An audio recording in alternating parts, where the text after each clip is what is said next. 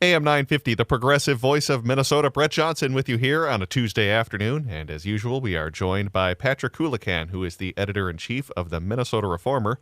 Make sure you go to minnesotareformer.com for the latest in Minnesota news and politics.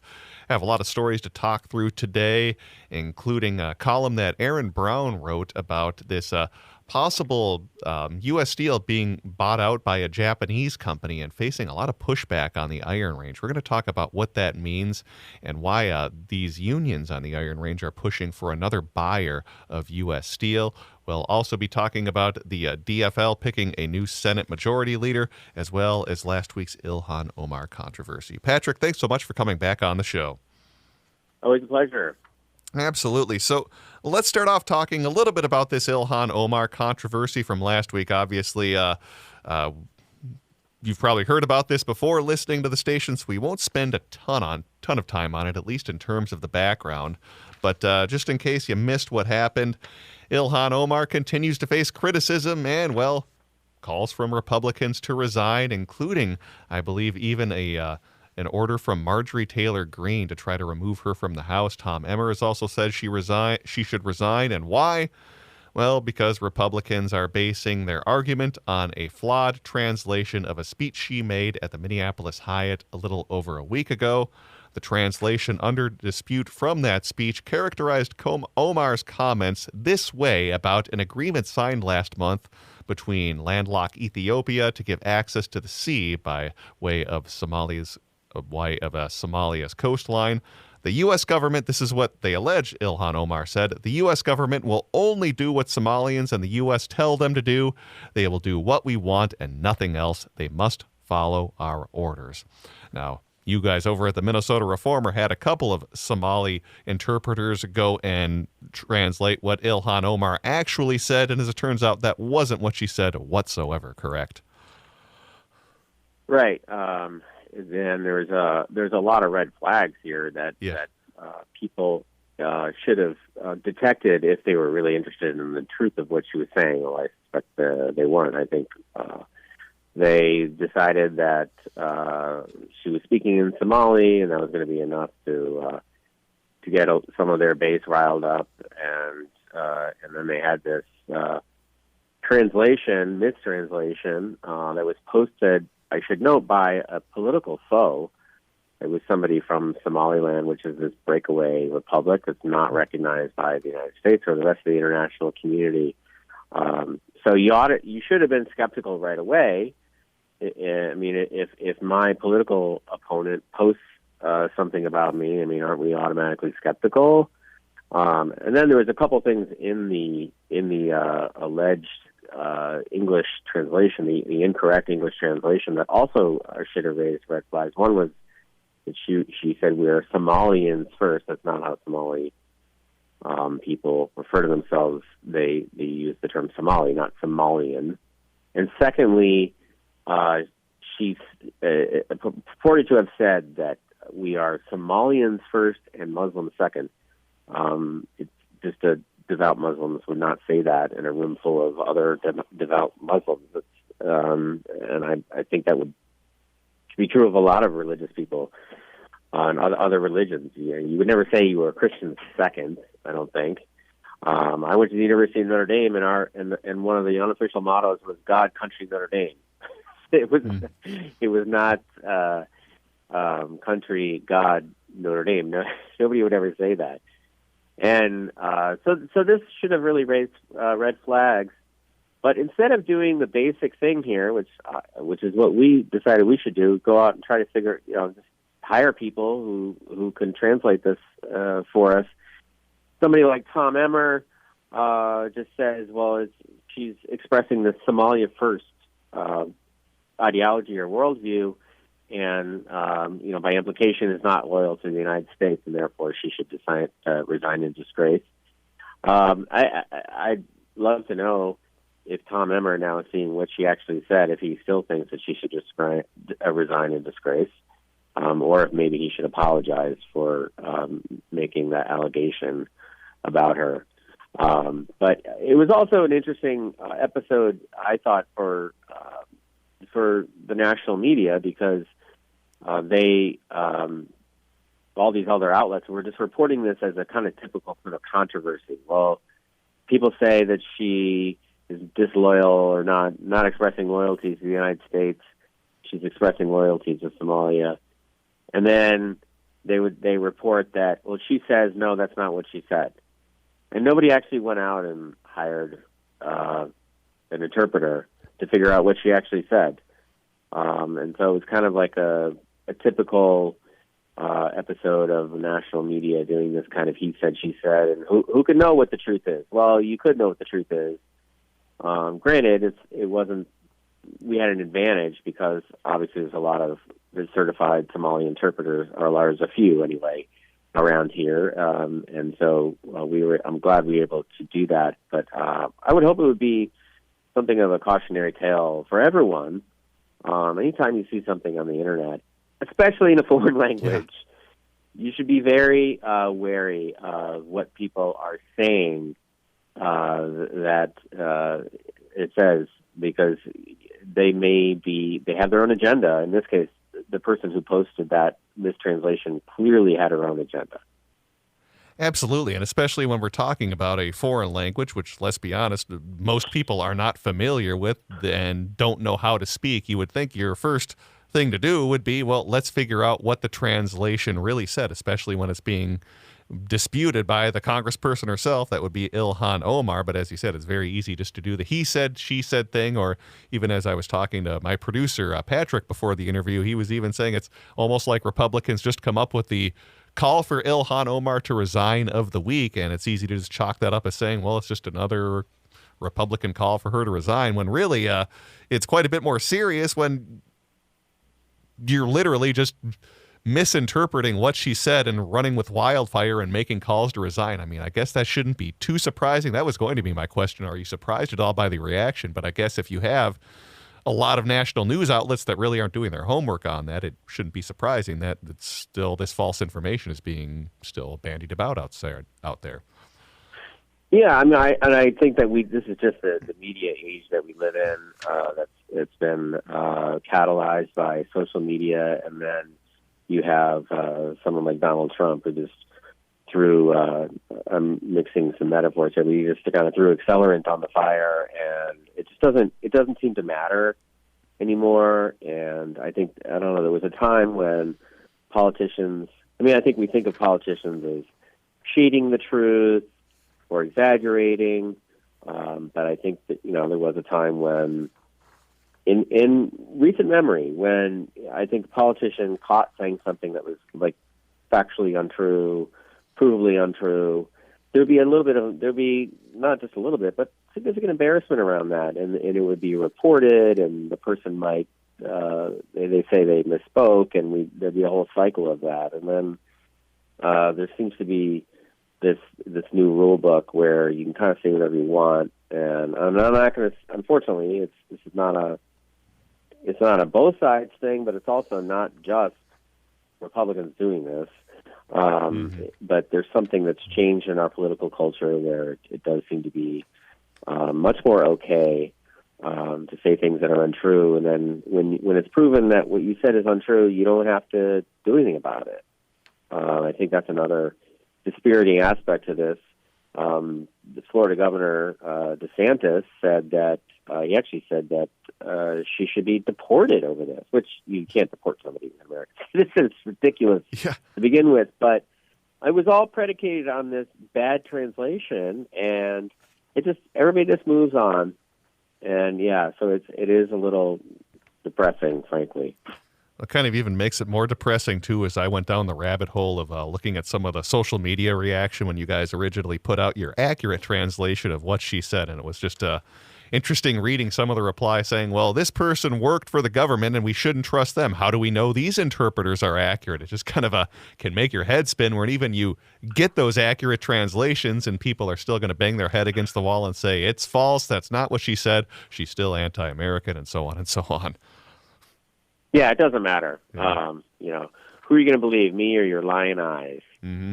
Exactly.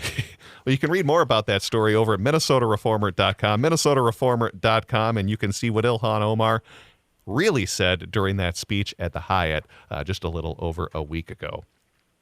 do want to move on to some other stories and columns that you guys are covering over at the Minnesota Reformer. And let's talk about this column that Aaron Brown wrote. We've had him on the show before. He's based out of the Iron Range and knows a lot about the situation in terms of labor and also politics on the range. And he wrote a column talking about U.S. Steel possibly being bought by another company because back in December, Japanese steel giant Nippon Steel agreed to buy U.S. Steel for about $15 billion, more than the company was expected to fetch here in the U.S.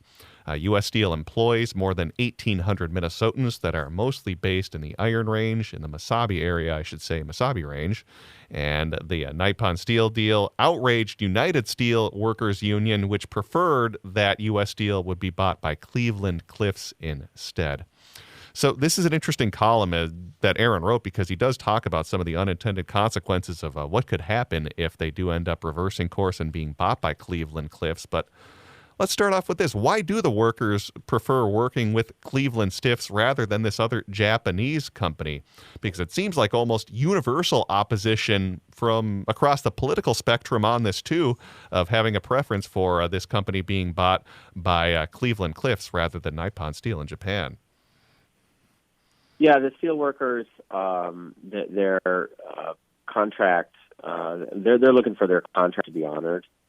And so that's their issue with this potential merger, and they see Cleveland Cliffs as a much more labor friendly company. But as Aaron points out, I mean, this either way, whether it's Nippon Steel buying U.S. Steel or Cleveland Cliffs buying U.S. Steel, you're getting consolidation. And what do we usually see with consolidation? Generally, or at least very often, there's going to be some layoffs. I mean, they're going to look for the cost savings. That's sort of the whole point of many of these mergers, and so what his sort of point that he gets to is that the steel workers maybe ought to be thinking a little more long term about the health of the industry overall, and whether or not they really want to get into bed, as it were, with the Cleveland Cliffs. Even though, in the end, if Cliffs ends up winning this battle and becomes this huge, bigger, I should say, steel company, that could lead to layoffs that would be certainly felt on the Iron Range. Yeah, as they'll say, they'll call it something fancy like, well, we're just doing vertical integration at our company, when really what they're doing is just laying a bunch of people off. But it is interesting that as he writes about how this is a very close relationship between the union and Cleveland Cliffs, and something you don't often see in terms of relationships between management and labor, where he basically makes the argument that they've essentially merged, which has been kind of common on the Iron Range, as Aaron and I have talked about in the past. So that just kind of adds another aspect to this. But I'm with you that at least in this column that Aaron wrote, there probably are going to be layoffs, because that almost always happens when we have these big conglomerates end up merging, and that'll probably happen within the next few. Usually that doesn't happen right away when you have those types of mergers, but they are probably going to happen, and there are going to be unintended consequences with this merger. Yeah, that's right. And so I think Aaron is saying the steelworkers might pause for a second as they consider who they want to be their corporate overlord here. Well, read more about Aaron's column over at MinnesotaReformer.com, MinnesotaReformer.com, because that is that interesting dynamic of how labor has changed on the Iron Range that Aaron writes about. And again, find that column over at The Reformer. And finally, wanted to talk to you about what's happening in the DFL-controlled state Senate, because they are going to need to pick a new Senate Majority Leader today. That's because current Majority Leader Carrie Dijic announced that she would be stepping down from her leadership role. She had been battling cancer during the 2023 session, and she announced last week that, unfortunately, her cancer has returned and that she would be stepping down to focus her attention on her health. It sounds like she will be staying in the Senate, but just won't have that leadership position anymore. So I believe even as we speak and are recording this at about 2:50 in the afternoon, the DFL is going through and figuring out who they might elect as their next majority leader. Any thoughts on some of the faces that we might be seeing contend for this position, or which direction the DFL might go in terms of a progressive or maybe a more moderate or even a consensus candidate. What are your thoughts on this race to see who could be the DFL Senate Majority Leader? Yeah, so it's the intra-caucus politics.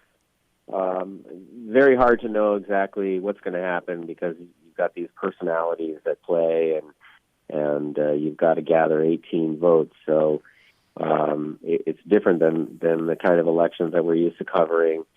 I think they have a very tough job in picking someone to replace Dietzich. And certainly we wish her well as she continues to battle cancer. She was a really understated, underrated leader of last session. She's pretty press shy, so it's not like she's out there in the public, but she really had a good understanding for each individual member, what they needed, and how, and also how to say no to a member when it was when what they wanted was going to be detrimental to the whole caucus. If you think about all of those legislative achievements from last session, you needed somebody who was going to put the caucus before her own interests or ambitions, and she did that. And so it's sort of a strange position, the caucus leadership, because you need somebody who's in some ways selfless, because they really have to be thinking about the members more than themselves, but at the same time they're ambitious. So it's kind of a strange mix. And Carrie Dietzich really filled that role ably, and a pretty, she was only leader for a short time. And so now Aaron Murphy, who was lost the nomination for governor in 2018 and came to the state senate. Was the House majority leader, so she certainly has experience with legislative leadership. Nick Friends is a Mankato senator. I think would be described as somewhat centrist. Scott Dibble, Minneapolis, his specialty is transportation issues. Friends does energy issues, and then Bobby J. Champion from Minneapolis, who's current Senate president. So maybe he's a kind of consensus candidate.